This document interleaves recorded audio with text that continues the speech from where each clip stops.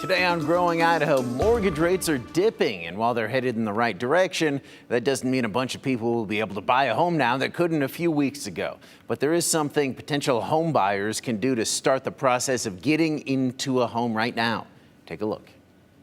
Mortgage rates are down. Freddie Mac says the average rate on a 30-year loan is 6.35%. Well, it's actually up a little compared to this time last year. It's down 0.7% since the start of the year.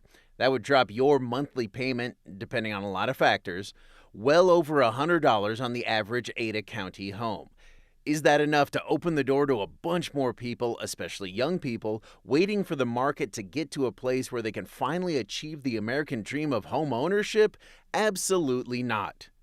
I've got kids in their 20s, so I'm worried about that, right? Chuck Croft is the executive vice president for lending for Idaho Housing and Finance. His own kids, like many others their age, are facing a lot more hurdles to home ownership than previous generations. They're seeing lower average wages and higher average housing costs. But there are things anyone can do to start the process of owning a place of their own.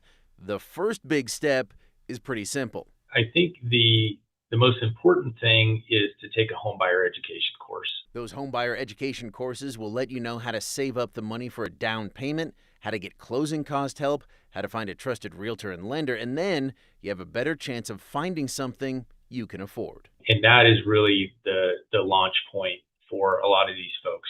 You don't want to go into a purchase of probably the largest purchase you'll have in your life is your home. And you don't want to go into that not knowing the ins and outs. The homebuyer education course offered by Idaho Housing and Finance is called Finally Home. There's a link to that in this story right now at ktvb.com.